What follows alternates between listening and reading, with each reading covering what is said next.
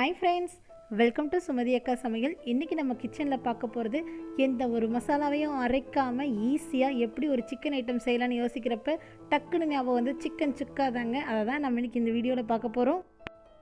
இது வரைக்கும் நம்ம சேனலை சப்ஸ்கிரைப் பண்ணாதவங்க இப்போ சப்ஸ்கிரைப் பண்ணுங்கள். தொடர்ந்து வீடியோஸை பார்த்து என்ஜாய் பண்ணுங்கள். சுமதி அக்கா சமையல் எப்போவும் இன்ட்ரெஸ்டாகவே இருக்கும். சிக்கன் சுக்கா செய்கிறதுக்கு தேவையான பொருட்களை பார்க்கலாம் வாங்க. சிக்கன் 1/2 கிலோ நல்லா மஞ்சத்தூள் போட்டு கழுவி எடுத்து வச்சுக்கோங்க. பொடியாக நறுக்கிய 3 பெரிய வெங்காயம், இந்தளவுக்கு பொடியாக நறுக்கணுங்க, அப்போ தான் நல்லாயிருக்கும். 2 தக்காளி நல்லா இந்த மாதிரி நீளவாக்கில் கட் பண்ணி எடுத்துக்கோங்க. காரத்துக்கு தகுந்த மாதிரி மிளகாய்த்தூள், சிக்கன் மசாலா 1.5 ஸ்பூன், சோம்புத்தூள், சீரகத்தூள், கரம் மசாலா, மஞ்சத்தூள் தேவையான அளவு, இஞ்சி பூண்டு பேஸ்ட் 1 டீஸ்பூன், கருவேப்பிலை கொஞ்சமாக, நல்லெண்ணெய் தேவையான அளவு, உப்பு தேவையான அளவு. அடுப்பில் ஒரு பேன் வச்சு ஹீட் ஆனதுக்கப்புறம் எடுத்து வச்சுருக்கிற நல்லெண்ணெயில் பாதியை உள்ளே ஊற்றிடலாங்க. நல்லெண்ணெய் கொஞ்சம் காயணும். நல்லா காஞ்சதுக்கப்புறம் நம்ம பொடியாக நறுக்கி வச்சுருக்கிற வெங்காயத்தை உள்ளே ஆட் பண்ணிக்கலாம். எதுக்காக இந்த டிஷ்க்கு இவ்வளோ பொடியாக நறுக்கி இருக்கும் அப்படின்னு பார்த்தீங்க அப்படின்னா, சிக்கன் சுக்காவோட டேஸ்ட் வந்து இந்த வெங்காயத்தில் தாங்க அதிகமாக கிடைக்கும். ஏன் அப்படின்னா, வெங்காயத்தை நீங்கள் நீல வாக்கில் போட்டிங்க அப்படின்னா உங்களுக்கு அது வேறு விதமாக இருக்கும். அதே மாதிரி சாப்பிட்றப்ப கொஞ்சம் முழுசாக தெரியும். பட் இந்த பொடியாக போட்டிங்கன்னா நல்லா வணங்கிடும். இது கூட நம்ம இப்போ எடுத்து வச்சுருக்கிற தக்காளியும் உள்ளே ஆட் பண்ணிக்கலாம். தக்காளியும் வெங்காயம் ஒரு அரை வேக்காடாவது வேகணும். வெங்காயம் எந்தளவுக்கு வேகுதோ அந்தளவுக்கு உங்களுக்கு டேஸ்ட் கிடைக்கும். இப்போ இது கூட இஞ்சி பூண்டு பேஸ்ட்டையும் ஆட் பண்ணியாச்சு. இஞ்சி பூண்டு பேஸ்ட் எப்போவுமே எல்லா ரெசிபிக்குமே நம்ம ஆட் பண்ணுவோம். அதாவது முக்கியமாக நான்வெஜ் ரெசிபிக்கு. எதுக்காக அப்படின்னு பார்த்தீங்கன்னா, நான்வெஜ் ரெசிபி சாப்பிட்டோம் அப்படின்னா நம்மளுக்கு வந்து ஜீரண கோளாறுகள் வரும். ஸோ அதை அவாய்ட் பண்ணுறதுக்காக தான் இந்த இஞ்சி பூண்டு பேஸ்ட்டு. அது மட்டும் இல்லைங்க, இதோட டேஸ்ட்டு அருமையாக இருக்கும் நீங்கள் நான்வெஜ் கூட ஆட் பண்ணிங்க அப்படின்னா. இப்போ இது கூட நம்ம கழுவி எடுத்து வச்சுருக்கிற சிக்கனையும் உள்ளே ஆட் பண்ணிக்கலாம். இப்போ இந்த இஞ்சி பூண்டு பேஸ்ட்டும் தக்காளியும் வெங்காயமும் இந்த 3 ஐட்டம் மட்டும் இது கூட நல்லா வணங்கணும். கொஞ்சமாக மஞ்சத்தூள் ஆட் பண்ணிக்கோங்க. இது வந்து ஒரு அரை வேக்காடாவது சிக்கனை வணங்குறதுக்கு இந்த மசாலா எல்லாமே ஹெல்ப் பண்ணும். ஏன்னா நம்ம தண்ணியெல்லாம் எதுவுமே ஊற்றலை. சிக்கனில் ஆட்டோமேட்டிக்காக வேக தண்ணி கிடைக்கும் நம்மளுக்கு. ஸோ அந்த தண்ணி கூடயே நம்ம இந்த போட்ட பொருட்கள் எல்லாமே சிக்கனுக்குள்ளே போய் நல்லா மிக்ஸ் ஆகணுங்க. ஸோ அதனால் நல்லா இதை வணங்குற வரைக்கும் வெயிட் பண்ணலாம்.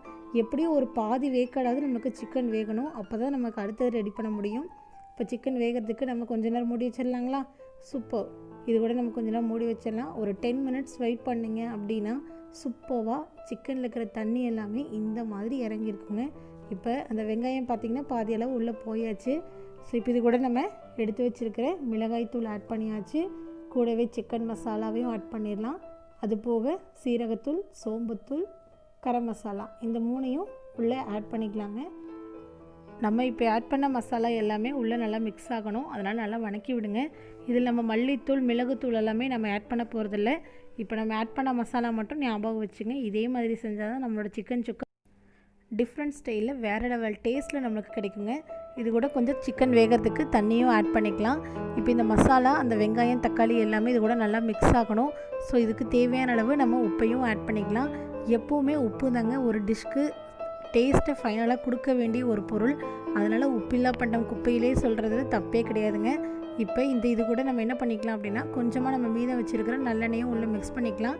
எப்போவுமே சிக்கன் குழம்புக்கு, நான்வெஜ்ஜுக்கு, புளிக்குழம்பு இந்த மாதிரி ஐட்டங்கள் எல்லாமே நீங்கள் நல்லெண்ணெய் வச்சு பண்ணினீங்க அப்படின்னா அதோட டேஸ்ட் பக்காவாக இருக்கும். மூடி வச்சுருங்க ஒரு 10 மினிட்ஸ் கழித்து திறக்கிறோம். சூப்பராக ரெடியாக இருக்குங்க நம்மளோட சிக்கன் சுக்கா. அந்த தண்ணியெல்லாம் ஃபுல்லாக சுண்டி அது கிரேவி லெவலில் மாறிடுச்சுங்க. இப்போ இந்த தண்ணியே இல்லாமல் இந்த கிரேவி கூட நம்மளுக்கு உள்ள சிக்கன் கூட நல்லா மிக்ஸ் ஆகணும்.